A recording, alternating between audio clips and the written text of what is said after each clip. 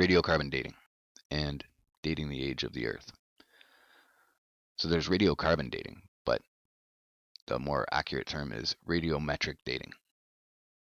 So I'm going to read to you briefly from Wikipedia. Radiometric dating. Radiometric dating or radioactive dating is a technique used to date materials such as rocks or carbon, in which trace radioactive impurities were selectively incorporated when they formed. The method compares the abundance of a naturally occurring radioactive isotope within the material to the abundance of its decay products, which form at a known constant rate of decay. The use of radiometric dating was first published in 1907 by Bertram Boltwood and is now the principal source of information about the absolute age of rocks and other geological features, including the age of the Earth itself, and can be used to date a wide range of natural and man-made materials. This is absolutely untrue. It does a terrible job of dating anything, and well, you'll see as we get to it, the accuracy of it is debatable at best and completely inaccurate and unreliable in reality.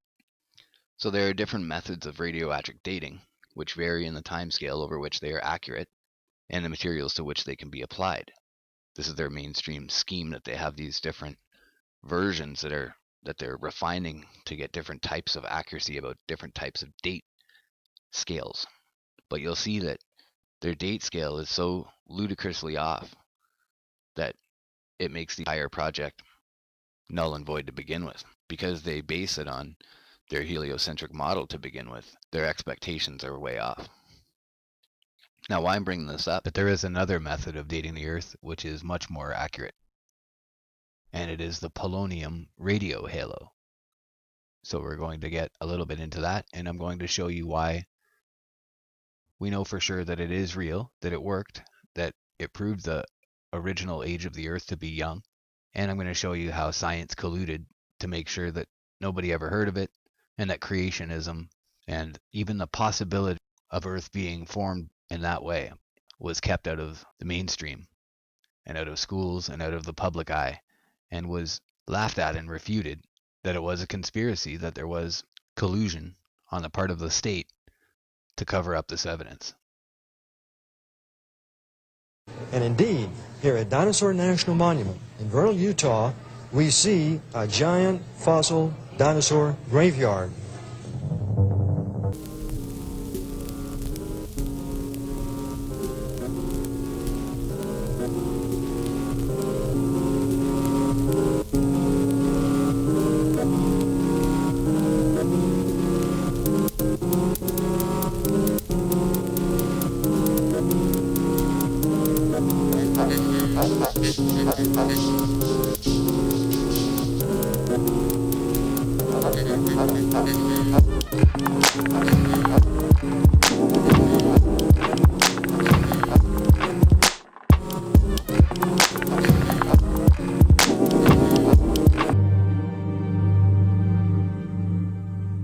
The time has come to draw some conclusions about the age of the dinosaurs and the age of the fossil fish found at Fossil Butte National Monument.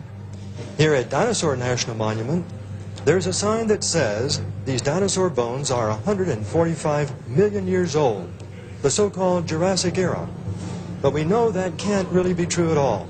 Remembering our early results on the coalified wood, there we found the collapse of geologic time. The Eocene, the Cretaceous, the Jurassic, and the Triassic, we found were all together only several thousand years ago. The fossil fish in the Eocene, the dinosaurs in the Cretaceous, the Jurassic, and the Triassic, all again collapsed to just several thousand years ago, buried at the time of the worldwide flood. This evidence disputes the whole evolutionary theory of life's origin and development. But some may ask, hasn't science proven dinosaurs lived hundreds of millions of years ago? It's just the opposite, according to the new evidence described by Dr. Andrew Snelling of the Creation Science Foundation of Australia. This May 1995 issue of the journal Science has a picture of a bee enclosed in amber. It's similar to the bee in the specimen of Dominican amber that we have here. Geologists think that both specimens are between 25 and 40 million years old, And now that's a big problem for them because they have now extracted from the abdomen of the bee bacteria, live bacteria. This result supports earlier findings of over 1,000 types of bacteria from other insects, some that date with the dinosaurs. Until now, many evolutionists thought those findings were due to laboratory contamination. They just couldn't believe bacteria could survive for tens or hundreds of millions of years. But this new result, coming after 4 years of careful analysis, rules out laboratory contamination. As a scientist, the reason why I believe the bacteria were found in the bee in the Dominican amber and in other fossils previously of the same age as the dinosaurs is because they're really all quite young. These have to be the result of being encased and buried in a worldwide flood, a catastrophic flood only several thousand years ago. All this agrees with the evidence for the young age of oil and coal that we've already seen, and clearly is consistent with the view that the varied life forms found in nature originated with the supernatural events of Creation Week only about 6,000 years ago. At this point, many may wonder how this startling summation can be reconciled with the evolutionary view of Earth history.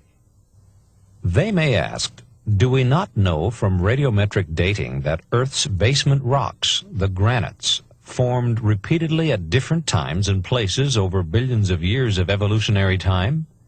And do we not know that using these same methods that the fossils in sedimentary rocks are hundreds of millions of years old?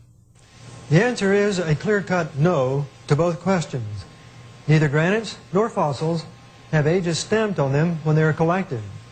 The ancient radiometric ages that scientists have accepted for so long have never been scientific facts. Factual scientific information is derived from laboratory experiments. Radiometric age dating is really just an arithmetic calculation. It is composed of a laboratory measurement, the amount of lead divided by the amount of uranium. Both of these are ascertained in the laboratory. The other variable is supposedly a constant. It assumes a constant decay rate. The age is then calculated as the product of that constant times the ratio. Only the ratio is measured in the laboratory. If this constant here is really not a constant but a variable, then the age is meaningless, and the radiometric ages are just so much radiometric fiction. Evolution assumes granites formed by slow cooling over billions of years. The time of cooling, or presumed age, is obtained by measuring the present radioactive decay products in the granite, and assuming they accumulated only by slow, constant radioactive decay. Because evolution equates radioactive age with the time of cooling, any evidence showing granites formed rapidly essentially shows their simultaneous creation. Thus, the premise of constant radioactive decay and the inference of great age is invalidated. And indeed, there is scientific evidence for their simultaneous creation. Etched within the granites are beautiful microspheres of coloration produced by the decay of a certain radioactive element known to have only a fleeting existence. Using a simple analogy, Alka-Seltzer bubbles in water can be retained only by rapid freezing. Similarly, the microscopic record of fleeting radioactive decay in the granites is there only because these rocks were instantly created in solid form. If these rocks had formed by slow cooling, as evolution claims, the radioactive traces would have disappeared in the melt without leaving any visible record. This record of instantaneous creation is found in granites worldwide. Moreover, its existence in granites of vastly different radiometric ages shows they were all created at the same time. This collapses the whole foundation of geologic time. The hundreds of millions of years of cooling time that geologists have thought necessary to form the giant monolith El Capitan is reduced to less than a few minutes. Big Bang cosmology implies, indeed, we have the correct history of the Earth, several billion years, the granites and so forth of the Earth, cooling down over billions of years of time. Here's El Capitan, Yosemite, famous granite.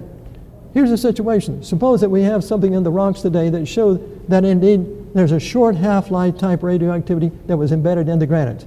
If indeed you don't have anything there, will indicate that, then the rock is going to cool over millions of years to get a solid rock. However, if there's something in the granite itself that would indicate a short half-life and radioactivity was embedded in the granite, then you're going to have basically instant creation. We do have that. I've looked at rocks all over the world, granite rocks all over the world, and what do they have? Have these little circular rings here. This one is produced by the decay of polonium-218. Goes polonium-218, polonium-214, then down to polonium-210. All three alpha decays, the alpha particles go out and discolor the region right around the central speck. So what is interesting here is that the half-life of polonium-218 is only 3 minutes. You've got this embedded in rocks all over the world. Here's a schematic of basically what it looked like and why it's 3 minutes. I'm coming up with a viewpoint then that indeed the God of heaven is actually left in the foundational rocks. Indeed, proof that indeed you've got an instant creation of the granite rocks. Nucleogenesis, polonium halos in the foundation granites limit the period, the time period from the actual origin, creation of the granites, to the foundation rocks being solid. That was only 3 minutes. Now, we all know, of course, that Steven Weinberg says it's 3 minutes is after several billion years, of course, of the Big Bang. Didn't happen that way. Here we have G. Brent Dalrymple receiving a National Medal of Science from President Bush on 3/14/05. Why do I mention him? Because in 1981 there was a trial, a famous trial, Little Rock, Arkansas, concerning the law that had been passed by the state of Arkansas requiring the teaching of creation science in the public schools. Here is Dalrymple's testimony. In Gentry's work, he proposed a very tiny mystery balanced on the other side by an enormous amount of evidence. It's important to know what the answer to that little mystery is. Here's what he says on the witness stand there at the trial. If you have a granitic body, a rock that comes from a melt that contains this mica is this mineral in which the halos are found, it cools down. It takes millions of years for a body like this to cool. That means that's supposedly the origin of the rock there, El Capitan, so that by the time the body cooled, all the polonium would have decayed. Since it has an extremely short half-life, there would be no polonium in the body to cause the polonium halos. So what Gentry is saying is this is primordial polonium, therefore the granite mass in which it occurs could not have cooled slowly. It had to have been created by fiat. He said on the witness stand. So, what are we going to do after that? The judge actually ruled against the creation law. Why did he do that? Basically because he wanted to show that indeed the actual presence of the radioactive halos in granite rock were not an indication of rapid creation. Very quickly now, the judge, in making a decision about whether this Arkansas law of teaching creation science was valid or not, he says, this is the decision now, he said the 19 Arkansas creation law defined creation science, science that involved, among other things, sudden creation of the universe from nothing.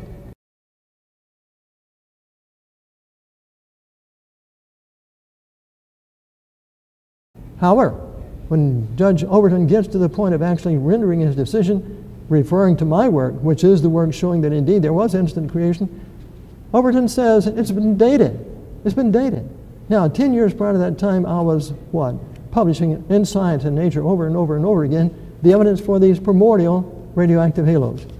So I wondered how in the world could it be that Judge Overton would say my work was dated when it was all right there before him for the last 10 years, and on the witness stand, Brent Dalrymple says it's a very tiny mystery, and I'll show you. I got a letter in the mail several years now after the trial, and it was concerning a talk given by Frank Tipler, University of New Orleans, cosmologist there, and he says the following. He's now quoting about his paper he gave there at proceedings of the 1984 biennial meeting of the Philosophy of Science Association in East Lansing. Here's what he says. Commenting now on the law and in the fact that indeed, it involved creation and so forth, I pointed out this contradiction to Judge Overton. This is now Tipler talking, saying he wrote to John Wheeler, saying that indeed this cannot be. If indeed there's something wrong, that you can't just throw out the law itself. And he said that John Wheeler said he would not be able to obey the law if indeed the law was passed and said you could teach creation science. Then he goes on to say the following. When I discussed Judge Overton's opinion at the PSA conference, Philosophy of Science Association conference in 1984, he said the following. Dave Schramm, who was one of the expert witnesses in the Arkansas case, as we all know probably, Dave Schramm was a very, very, very famous cosmologist a number of years ago. Dave Schramm remarked to me, Tipler, that he and other cosmologists in the case were unhappy with this part of Overton's opinion. Schramm, it says, Another columnist tried to convey to the judge that the standard Big Bang theory was also a creationist theory. That means that Dave Schramm and other cosmologists got to the judge. There was collusion between the ACLU expert witnesses and the Judge Overton.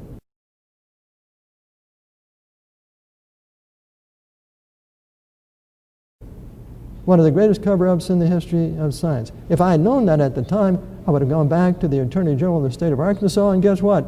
They would have filed suit. Fraud, fraud, fraud. Fraud, fraud, fraud.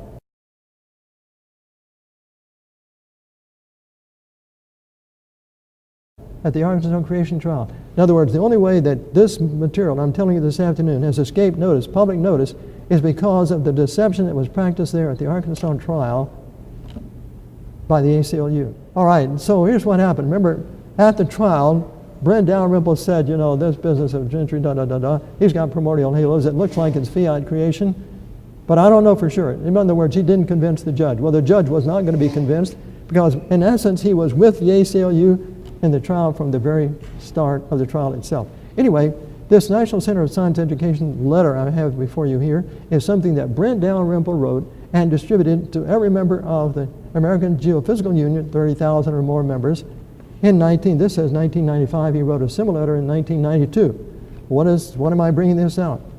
Why am I bringing this out? It's because in this letter that Brent Dalrymple wrote, as a fundraising letter, it says the following: the creation science movement is beginning to affect college classes. Members of Genesis Club enter classrooms with disruptive and difficult to answer questions. How would you answer a student who claims the presence of polonium? This is now Brent Dalrymple saying in this letter that went out to 30,000 geophysicists, who claims that the presence of polonium halos in granite demonstrate the granite had to have formed suddenly, specially created. He wrote a letter like this in 1992. He was appealing to 30,000 other geoscientists, cosmologists.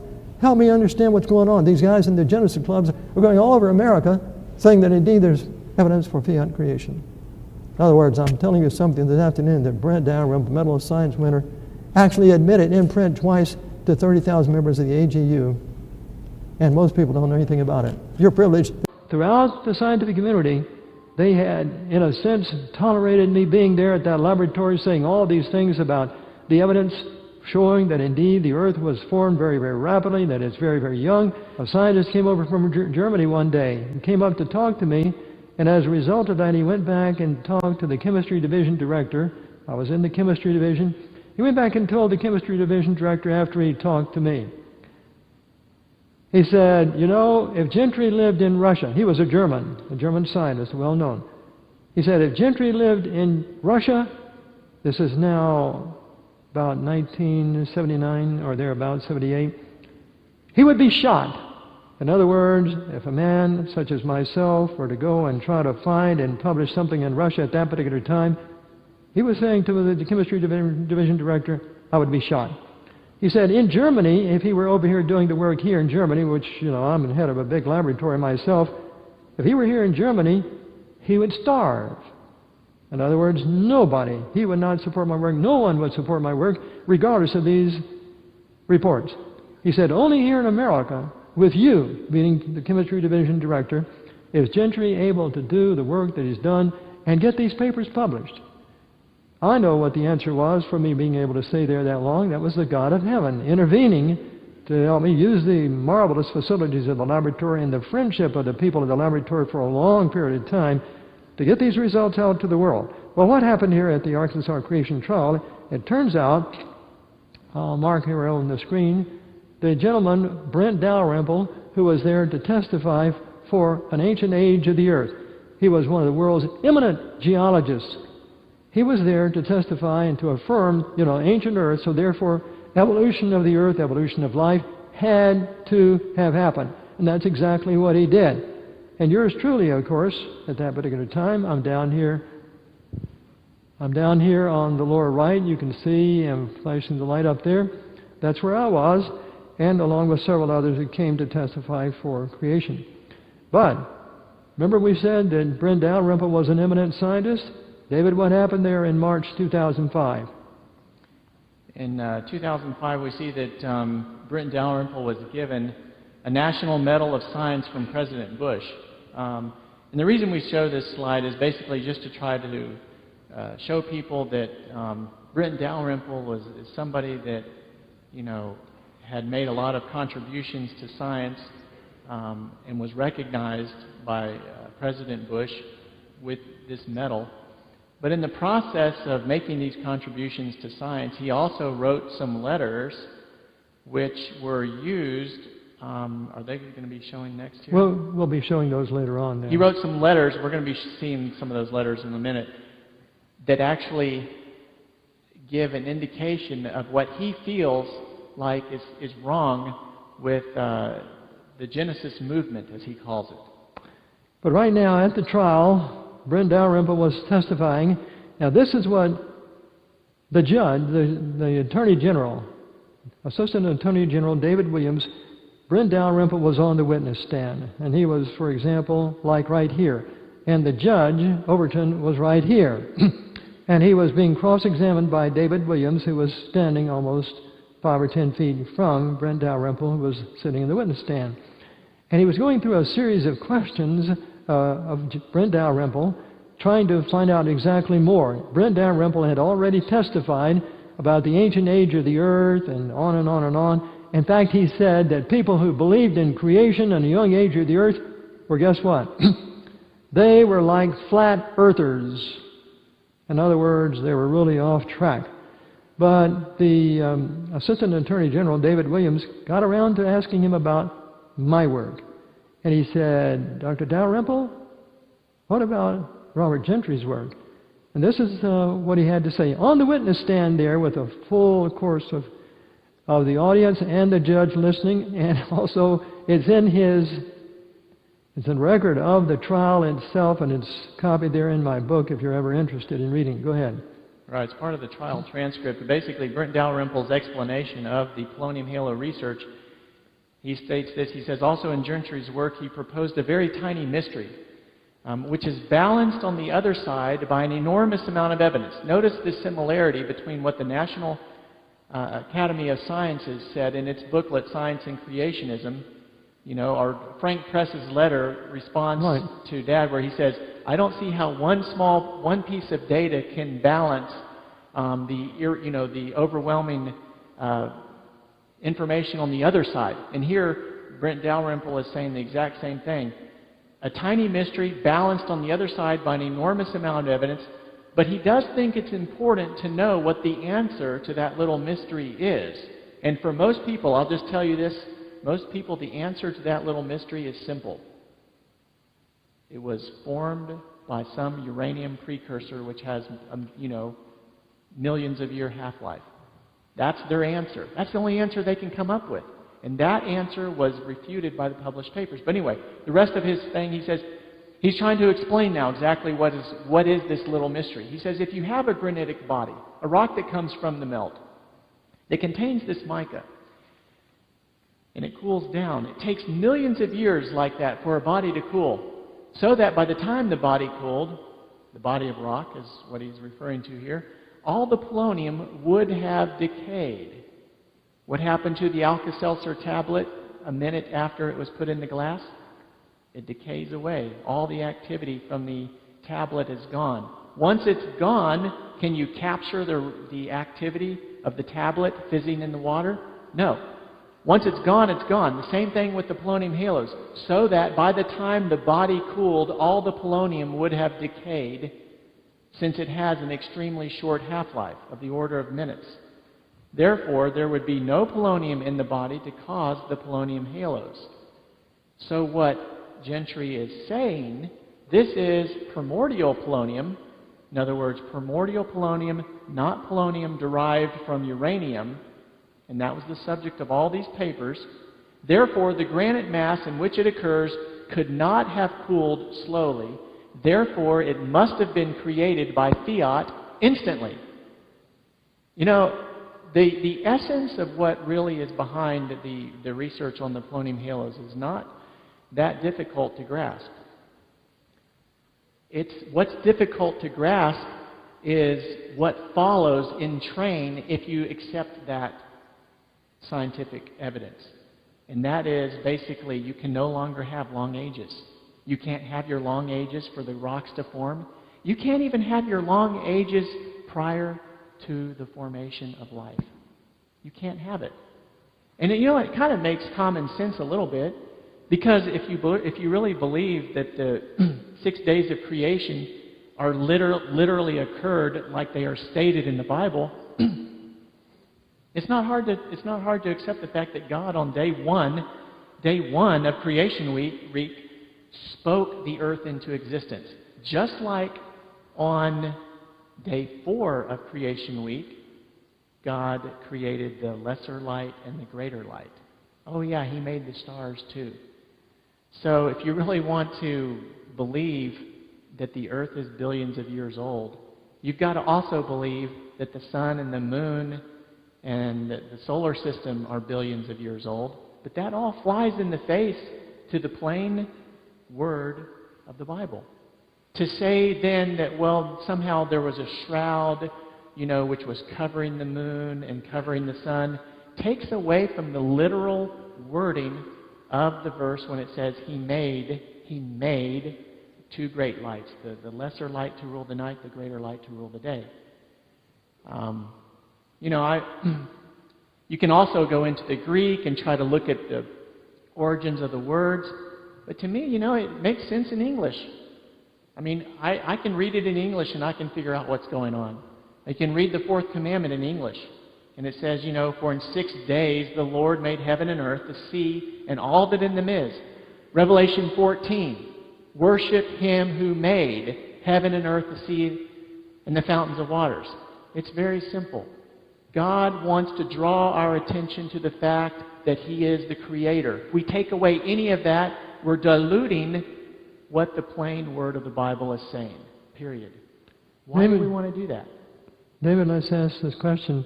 This man is an eminent geologist, world-renowned and so forth, and there he is testifying that, and there's a room full of reporters and everything.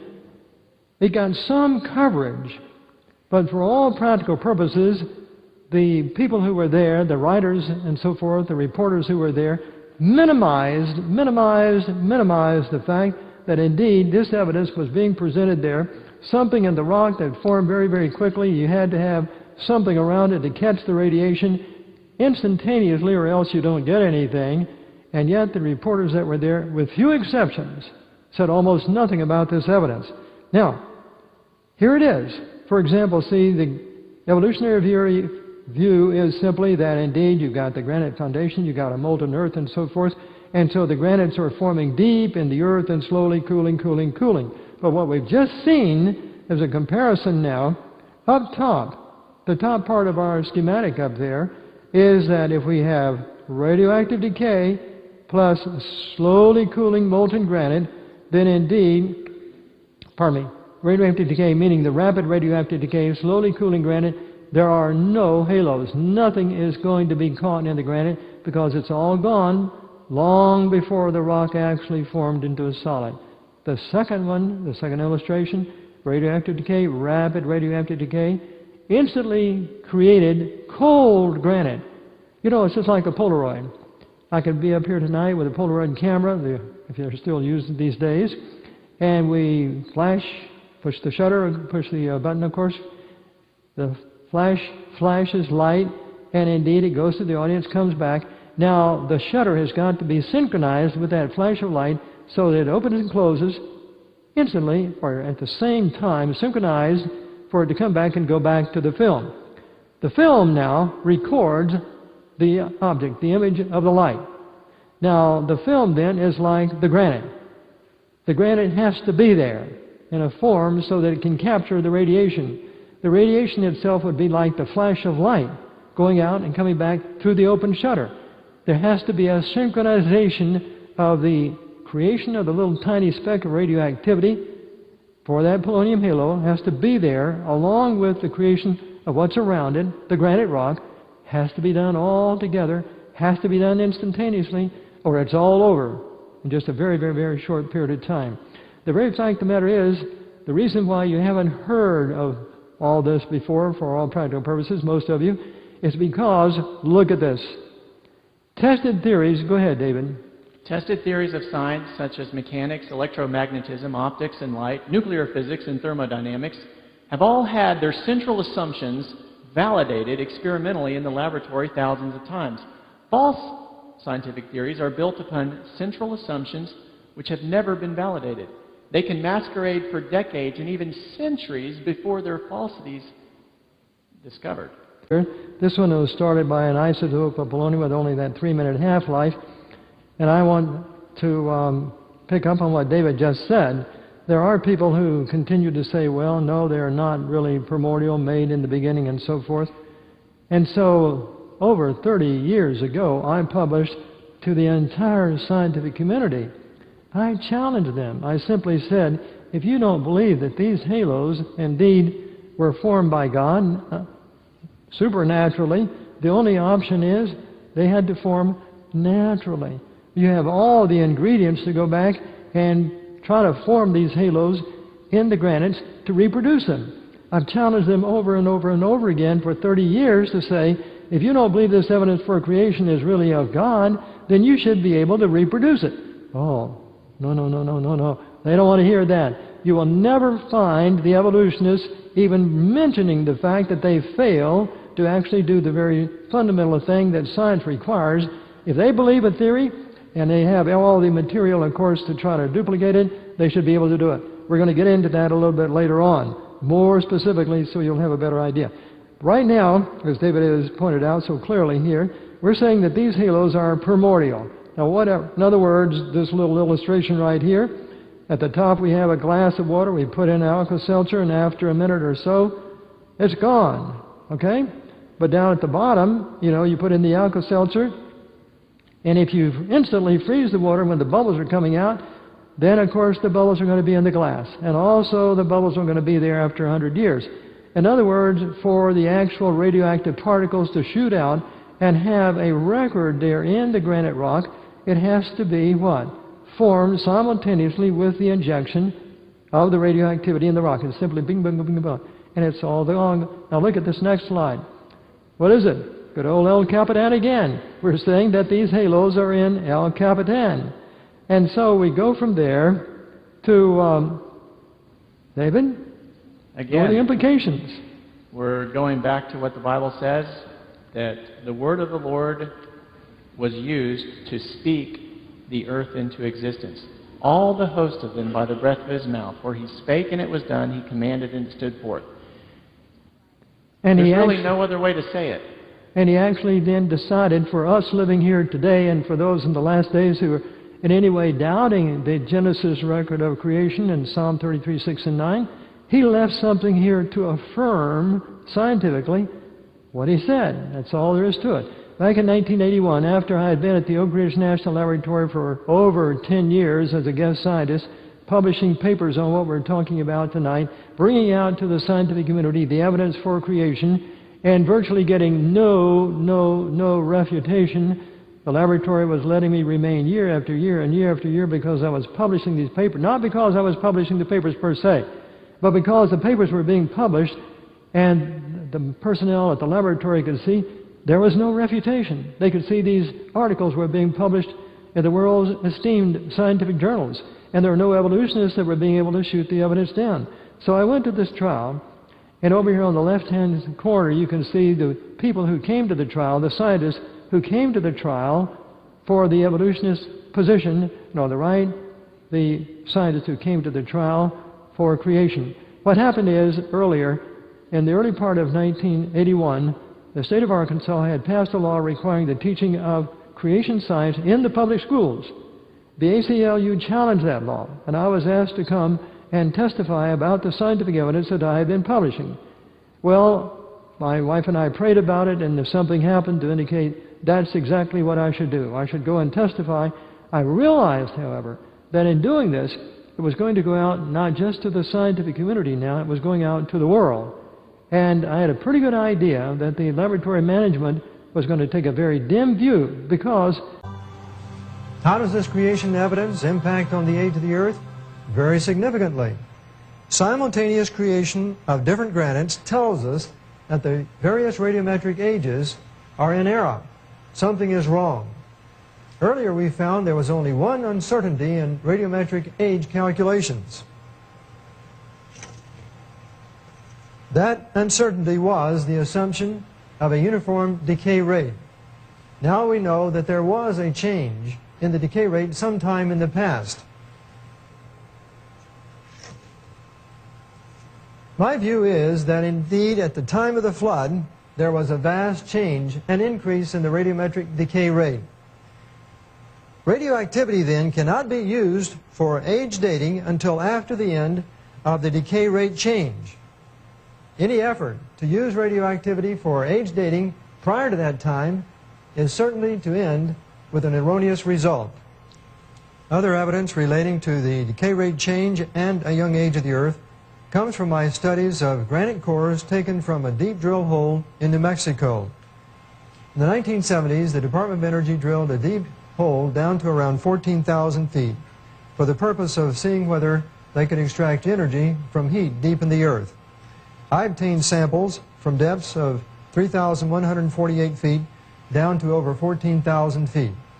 The purpose was to extract tiny microscopic zircons, uranium-bearing minerals, from the granites.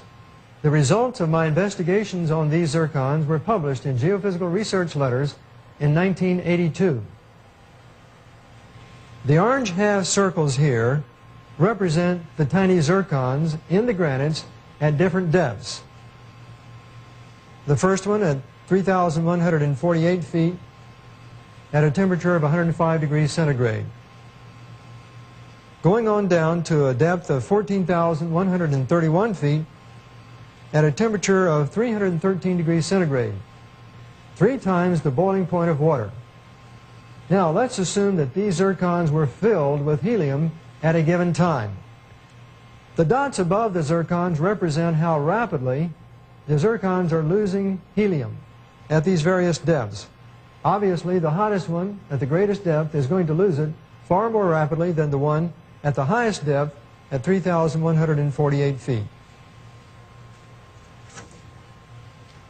After a period of time has elapsed, we would expect that indeed the zircon at the nearest the surface, 3,148 feet, would still have the greater amount of helium in it.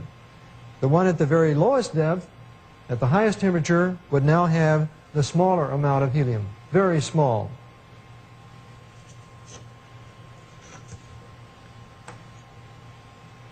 This last chart shows the actual experimental results, that we haven't found any helium whatsoever in the zircons at the greatest depths. We did find some at the first 3 depths, down to 197 degrees centigrade. Let's stop just for a moment and see if we can understand what was going on. Helium was being generated as uranium was decaying in these zircons.